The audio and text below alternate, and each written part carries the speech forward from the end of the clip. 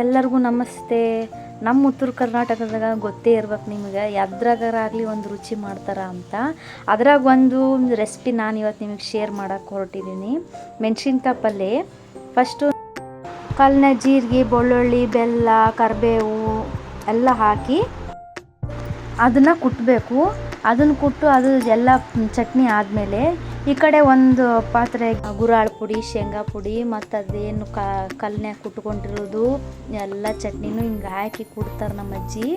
ಆಮೇಲೆ ಅದಕ್ಕೊಂದಿಷ್ಟು ಹುಣಸೆ ಹುಳಿ ಹಾಕಿದ್ರಪ್ಪ ಅಂದ್ರೆ ಆಯ್ತು, ಮೆಣ್ಸಿನ್ಕಾಯಿ ತುಂಬಾಕ ಅದು ರೆಡಿ ಆಯಿತು. ಈಗ ಒಂದೊಂದೇ ಮೆಣ್ಸಿನ್ಕಾಯಿ ಒಳಗೆ ಎಲ್ಲದನ್ನು ತುಂಬಿ ತುಂಬಿ ತುಂಬಿ ತುಂಬಿ ಹಿಂಗೆ ಸೈಡಿಗೆ ಎತ್ತಿಟ್ಕೋಬೇಕು. ಹಿಂಗೆ ಎತ್ತಿಟ್ಕೊಂಡದ್ನೆಲ್ಲ ಇದು ಅಂತೂ ಪಲ್ಯ ರೀ, ಇಷ್ಟು ರುಚಿ ಇರ್ತೈತಿ ರೀ. ರೊಟ್ಟಿ ಜೊತೆ, ಚಪಾತಿ ಜೊತೆ ತಿನ್ನಾಕ ಅಷ್ಟು ಶೈ ಇರ್ತೈತಿ ರೀ. ನೀವು ಒಂದು ಸಲ ಮನ್ಯಾಗ ಟ್ರೈ ಮಾಡಿರಿ ಅಂತಾನೆ ಹೇಳೋದು. ನಮ್ಮ ಅಜ್ಜಿ ಕೈಯಿಂದ ಮಾಡೋದು ಇನ್ನೂ ರುಚಿನೇ ಬೇರೆ ಇರ್ತೈತಿ ರೀ. ಹಿಂಗೆಲ್ಲ ತುಂಬಿ ಒಂದು ಕಡೆ ತೆಗೆದಿಟ್ಕೋಬೇಕ್ರಿ. ಹಿಂಗೆಲ್ಲ ತುಂಬಿ ಒಂದೊಂದೇ ತುಂಬಿಟ್ಕೊಂಡು, ಏನಾರ ಹೇಳ್ರಿ, ನಾವು ಎಷ್ಟೇ ಅಡುಗೆ ಹೊಸ ಟ್ರೈ ಮಾಡಿದ್ರು ಅಜ್ಜಿ ಕೈಯಂದು ಊಟ ಮಾಡೋದೇ ಬೇರೆ ಸ್ಪೆಷಲ್ಲೇ ಇರ್ತೈತ್ರಿ.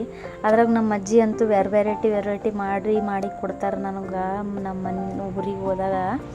ಅದ್ರಾಗ ಈ ರೆಸಿಪಿ ಶೇರ್ ಮಾಡೀನಿ ರೀ. ಮಸ್ಟ್ ಟ್ರೈ ರೀ.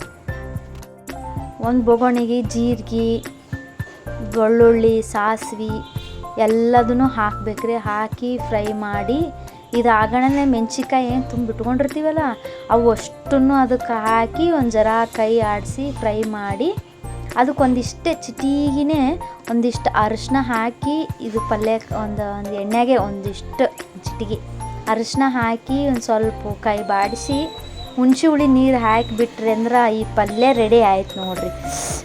ರೊಟ್ಟಿ ಜೊತೆಗೆ, ಚಪಾತಿ ಜೊತೆಗೆ, ಎದ್ರ ಜೊತೆಗೆ ತಿಂದ್ರೂ ಶೈ ಇರ್ತದೆ ರೀ. ಅನ್ನದ ಜೊತೆಗೂ ನೀವು ತಿನ್ಬೋದು ರೀ. ಇದನ್ನು ಅಷ್ಟು ಶೈ ಇರ್ತೈತೆ ರೀ.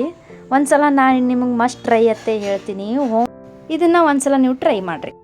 ಧನ್ಯವಾದಗಳು ಎಲ್ರಿಗೂ.